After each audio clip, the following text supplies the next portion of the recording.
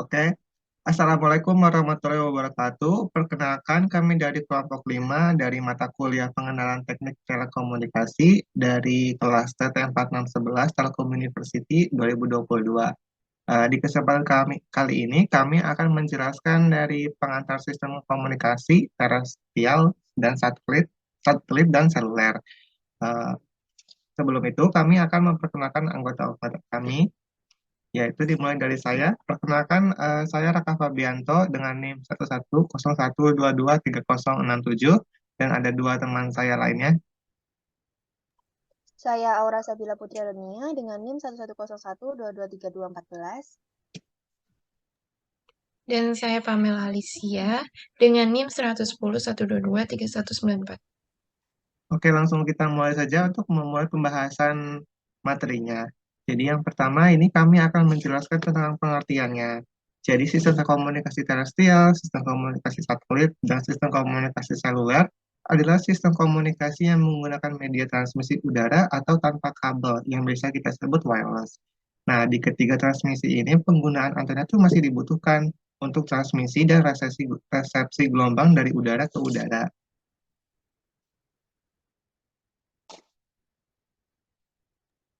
Lalu ada sistem komunikasi wireless, yaitu terbagi menjadi tiga. Ada sistem komunikasi terestrial, dan yang kedua ada sistem komunikasi satelit, dan yang ketiga ada sistem komunikasi seluler. Untuk sistem komunikasi terestrialnya adalah sistem komunikasi pada suatu titik di permukaan bumi ke titik lainnya di permukaan bumi.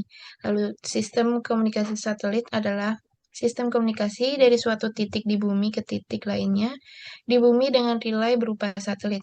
Yang ketiga ada sistem komunikasi seluler adalah sistem komunikasi darat yang mana area di permukaan bumi dibagi-bagi menjadi sel-sel dengan ukuran tertentu. Next.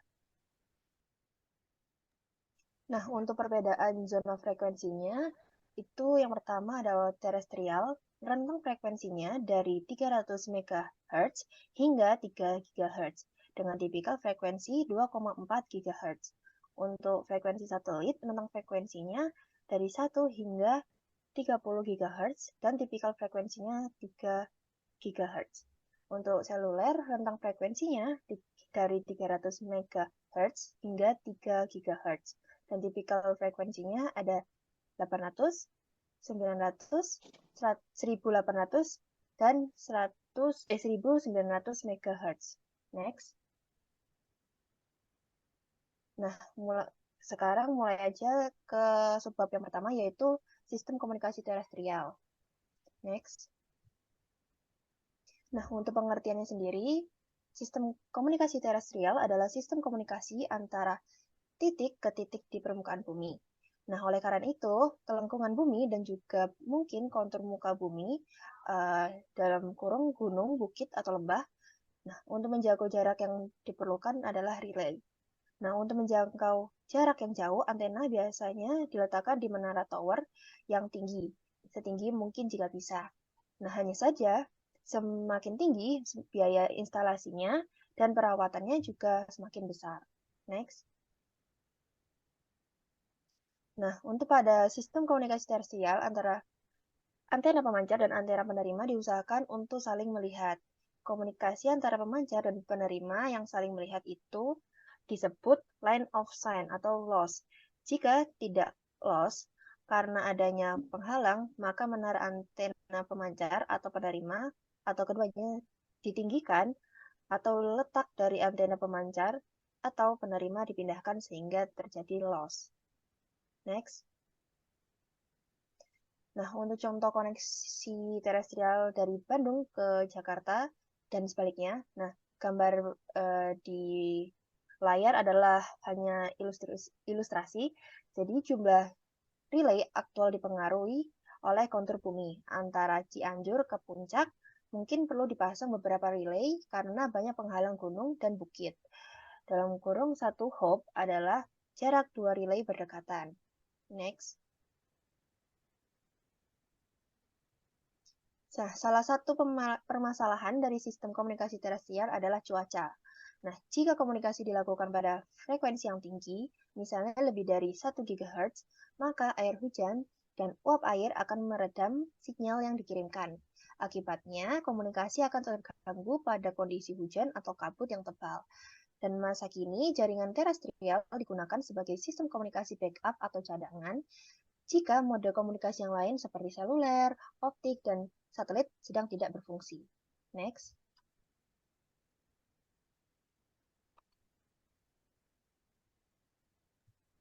Lalu pada subbab yang kedua, ada sistem komunikasi satelit. Next. Untuk pengertiannya, di sini ada sistem komunikasi satelit, adalah sistem komunikasi yang memiliki gunakan satelit sebagai relay mencakup area yang luas dalam waktu singkat cepat. Indonesia pertama kali menggunakan Simkomsat pada tahun 1976 dengan membeli satelit dari produsen satelit AS yaitu Hugh Hess. Peluncuran berlangsung di Kennedy Space Center, Tanjung Canaveral, Florida. Satelit itu bernama Palapa A1. Satelit tersebut dibeli oleh pemerintah untuk Perumtel atau dulu PT Telkom dan untuk siaran TVRI sehingga bisa menjangkau seluruh wilayah negara. Next. Sinkronan dengan putaran bumi terbagi menjadi dua, yaitu ada satelit geostasioner dan satelit non-geostasioner. Satelit geostasioner adalah satelit yang kecepatan putarannya mengelilingi bumi sama dengan kecepatan rotasi bumi. Arahnya putarannya juga sama. Satelit tersebut tidak berpindah-pindah lokasinya, tetap di atas suatu titik permukaan bumi. Satelit geostasioner berada pada ketinggian sekitar 36.000 km. Dan satelit non-geostasioner memiliki waktu putaran mengelilingi bumi berbeda dengan kecepatan rotasi bumi. Tampak berpindah-pindah tempat di bumi. Ketinggiannya kurang atau lebih dari 36.000 km terdapat sudut inklinasi. Next.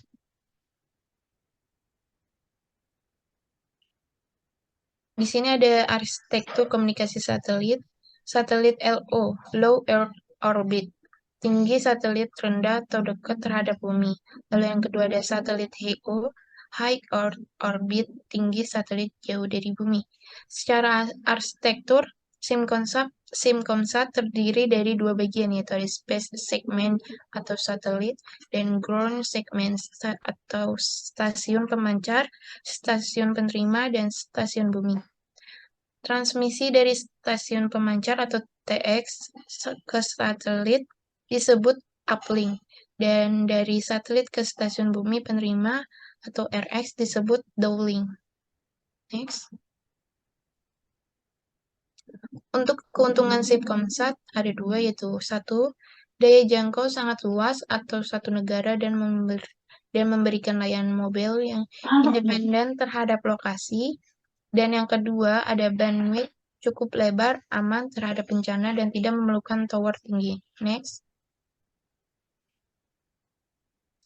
Untuk kerugian Simkomsat terbagi menjadi dua, yaitu ada sangat peluncuran, harga satelit beserta asuransinya, dan harga pembuatan stasiun kendali sangat mahal. Dan yang kedua, kualitas komunikasi dipengaruhi kondisi atmosfer. Usaha yang dikeluarkan untuk jarak dekat dengan jarak jauh sama aja. Next.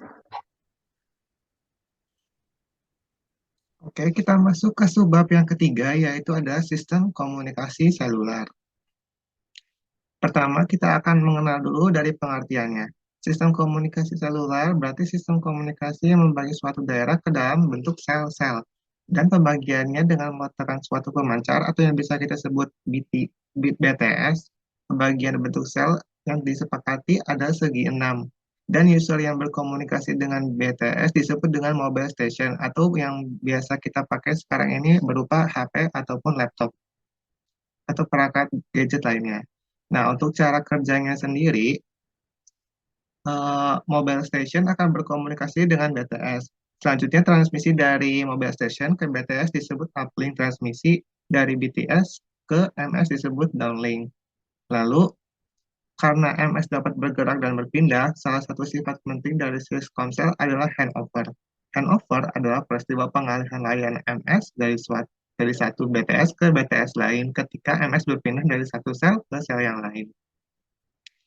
Lalu dalam sistem komunikasi seluler, kita akan mengenal istilah multipath dan padding. Pada umumnya, Syscomsel tidak bersifat LOS. Sinyal dari MS ke BTS atau sebaliknya dapat menempuh berbagai lintasan dan pantulan. Inilah yang disebut dengan multipath. Sehingga sinyal yang diterima bersifat fluktuatif dan saat sinyal sangat turun, ini akan dapat menghilang atau yang bisa disebut dengan padding. Selanjutnya, kita juga akan mengenal istilah multiple access. Jadi, multiple access adalah suatu keadaan di mana beberapa MS dapat berkomunikasi dengan BTS. Multiple access adalah akses bersamaan MS dan BTS. Nah, perbedaannya adalah ada di FDMA, TDMA, dan CDMA. Untuk transmisinya, FDMA bersamaan, TDMA itu berurutan, lalu untuk CDMA adalah bersamaan. Perbedaan lainnya untuk FDMA, frekuensinya berbeda-beda, untuk TDMA waktunya yang berbeda, sedangkan CDMA kodenya berbeda. Dapat dilihat dari gambar di sini. Nah, selanjutnya ini adalah proses transmisi dari analog ke digital. Untuk generasi pertama, analog di tahun 80-an disebut 1G. Sinyal suara pada MS langsung ditransmisikan tanpa ada prosesnya ADC. Selanjutnya ada generasi 2G yang pada tahun 1990. Di generasi ini sudah ada SMS dengan teknologi multiple access TDMA. Tidak lama berkembang menjadi Edge atau 2.5G. Selanjutnya ada teknologi 3G yang sudah ada pada tahun 2000-an. Di era 3G, kita sudah dapat menikmati layanan online seperti live streaming, game online, dan juga teleconference. Nah, selanjutnya ada teknologi 4G yang diakses dari tahun 2010-an. Basis teknologi tetap digital, namun teknologi antena, modulasi, dan transmisi semakin penting untuk mendukung high speed. Nah, yang terakhir ada di teknologi 5G pada tahun 2018. Dengan kecepatan transmisi yang sangat tinggi, antara 1 sampai 10 Gbps, diharapkan aplikasi real-time video streaming untuk berbagai keperluan, termasuk medis, dapat disupport oleh 5G. Oke, sekian penjelasan dari kami untuk materi-materinya. Mohon maaf bila ada kesalahan kata maupun penyebutan. Sekian dari kami. Wassalamualaikum warahmatullahi wabarakatuh.